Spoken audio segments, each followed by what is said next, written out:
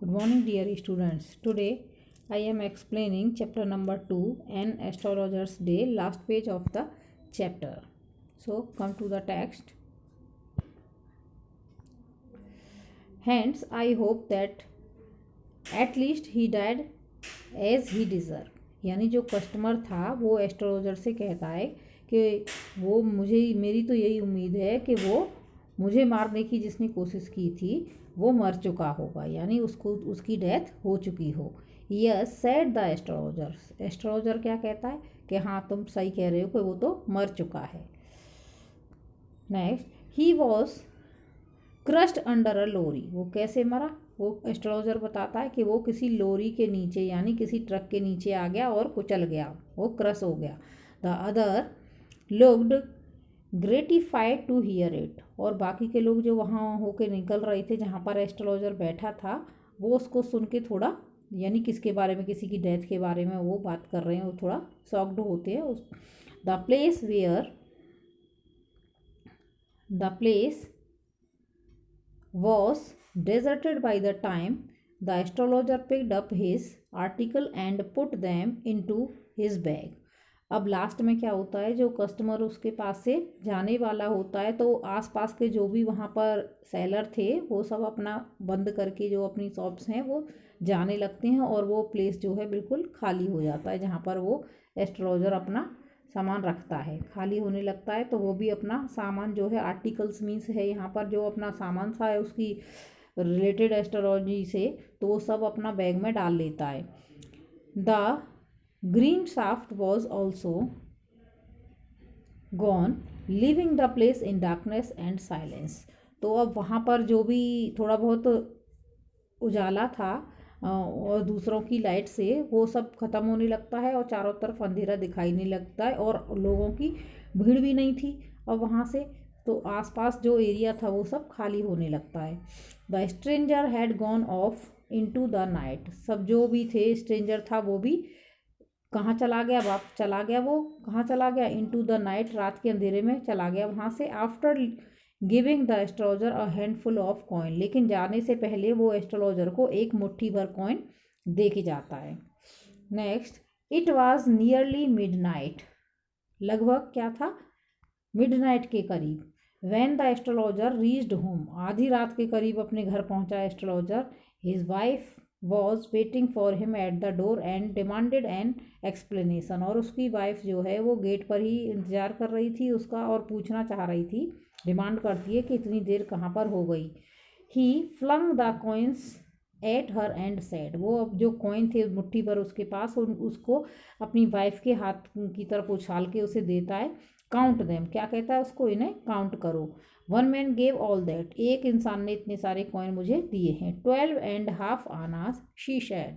उसने कहा कि लगभग 12 और हाफ आना है ये। Counting she was overjoyed. वो काउंट करके और बहुत खुश होती है। I can buy some jaggery and coconut tomorrow. वो क्या कहती है, अगले दिन तो मैं कुछ जगरी यानी थोड़ा सा गुड़ और कोकोनट लेके, नारियल लेके आऊँगी। The child has been asking for sweets for so many days now. क्योंकि बच्चा कई दिन से मीठे की स्वीट्स की डिमांड कर रहा था और तो फिर मैं कल जो पैसे मिले हैं उनसे थोड़ा सा गुड़ और वो कोकोनट लेके आऊँगी। I will prepare some nice stuff for her. और मैं उसके लिए कुछ अच्छा सा बनाऊँगी जिससे next day. Next, the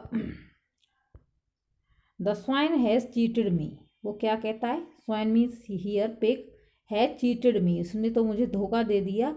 he promised me a rupee. उसने तो मुझसे एक आंसर के 1 रुपया देने के लिए प्रॉमिस किया था। Sad the astrologer she looked at him. Astrologer ये कहता, अरे उसने तो मुझे धोखा दिया, उसने तो मुझे एक आंसर के लिए 1 रुपी देने के लिए प्रॉमिस किया था, फिर उसने सिर्फ कितने दिए हैं मुझे, 12.5 आना।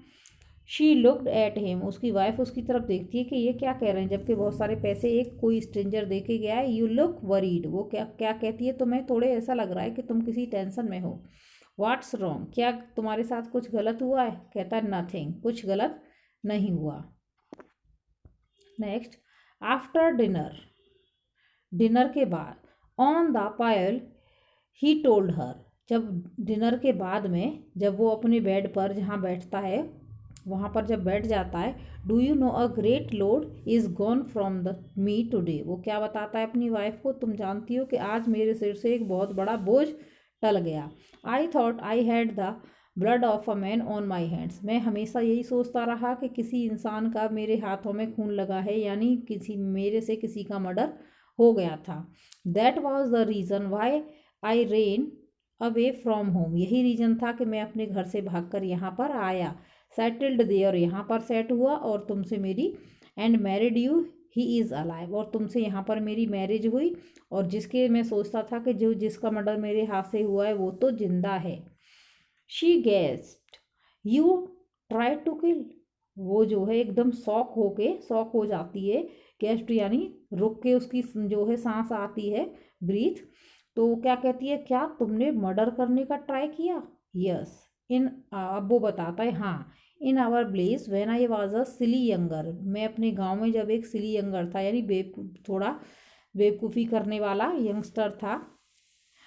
We drank gambled and quarrelled badly one day, एक दिन हमने बहुत ड्रैंक किया और खेले इधर उधर जो है, और झगड़ा भी किया। Why think of it now, तो अब इसके बारे में क्या सोचना। टाइम टू स्लीप, अब ये सोने का टाइम है। He said yawning and stretch himself on the pyol, और वो नींद के लिए झमाई जो लेने लगते हैं, नींद आती है उसका साइन दिखा करता है, और फिर अपने पायल पर यानी अपने बेड पर सो जाता है, अपने पैर फैलाए, आराम से स्ट्रेच किया हाथ पैर, और आराम से रिलीफ के साथ सो जाता है। ओके, तो I have completed this chapter today. I will provide you work of this chapter through PDF.